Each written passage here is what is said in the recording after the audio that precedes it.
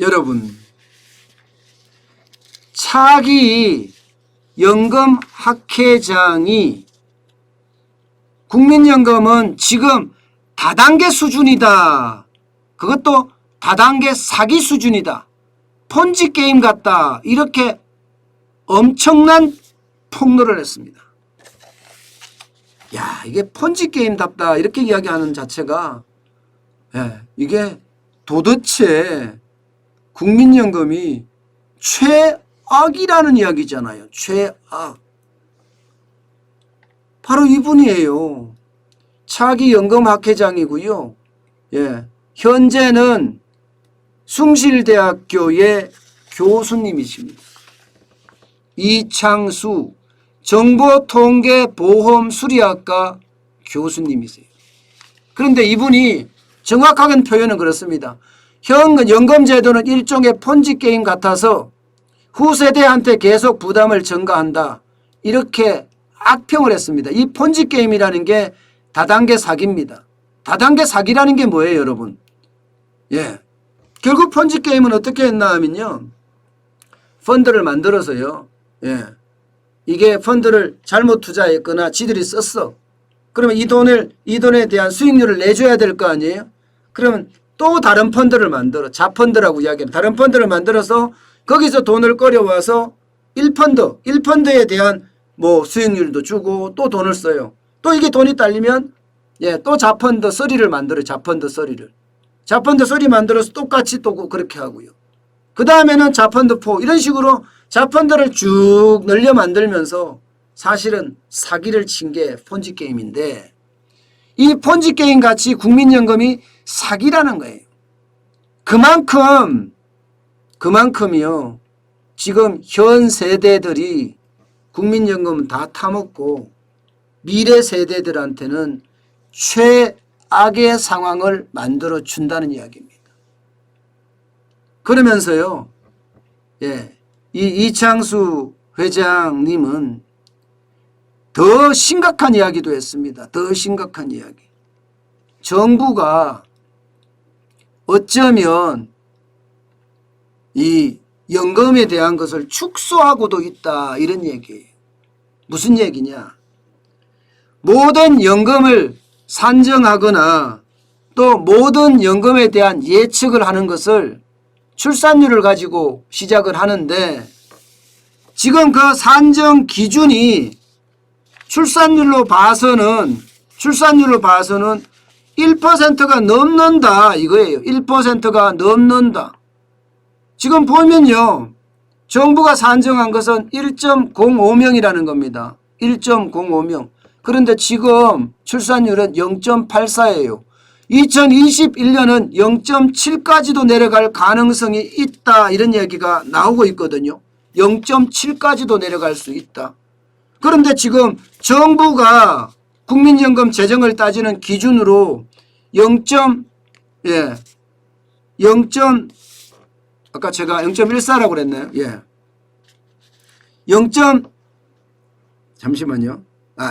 1.05입니다. 1.05인데다가 이게 2016년까지만 하더라도 출산율을 1.24에서 1.38로 잡았습니다. 그러니까 과대계상이 된 거죠. 결국은요. 출산율은 지금 점점 떨어지는데 출산율이 떨어지는 거에 따라서 국민연금이 언제 고갈이 될 건지를 잡아야 되는데 1명 이상으로 지금 잡고 있으니까 정부가 이것은 회계의 어떤 조작이라고도 이야기할 수 있다. 이런 얘기까지 나오고 있는 겁니다. 여러분 지금 이렇게 됐을 때는 결국 미래 세대한테 부담을 엄청 준다고 이야기하는 건데 미래 세대한테 지금 대한민국은요. 그 어느 나라보다 고령화가 빨리 진행되고 있어요.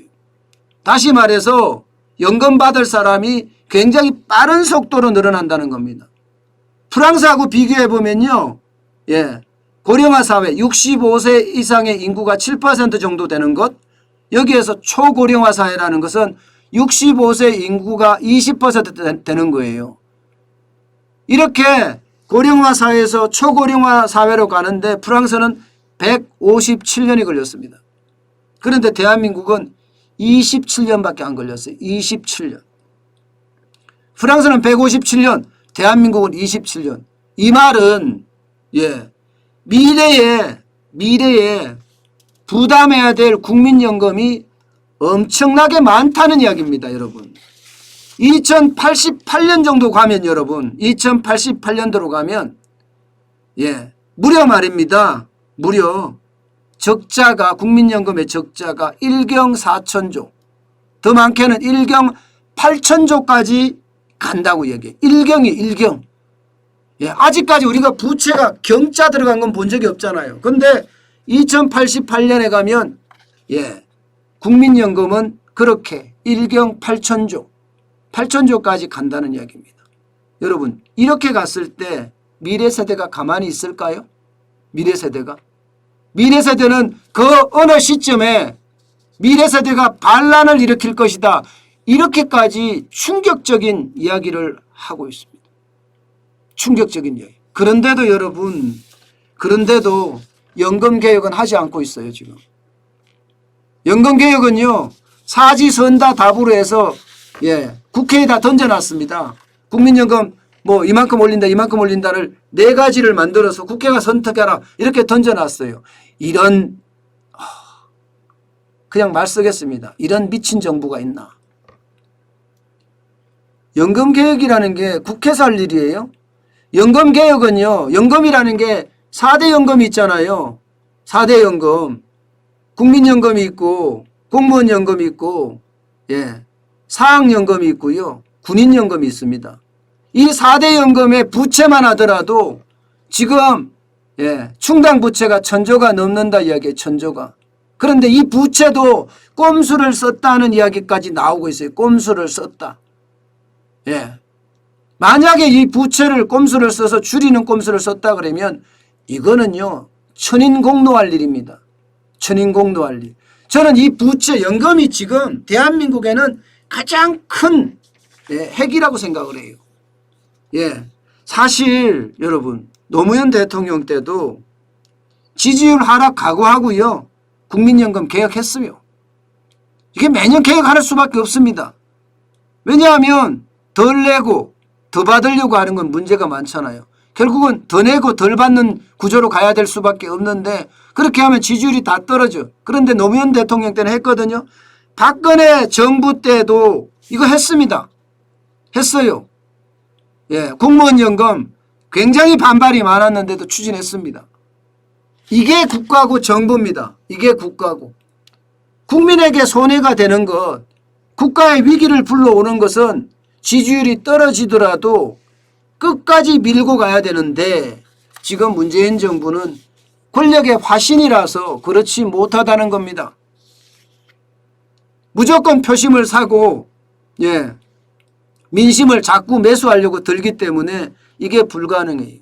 결국은요 국민연금 개혁. 문재인 대통령도 후보 시절에 엄청 떠들었던 상황이에요. 그런데 이거 제대로 못하고 있어요. 그래서 안타깝습니다. 이대로 가면 연금에 치여서 미래 세대들이 압사하는 그런 사태가 오지 않을까 솔직히 두렵습니다.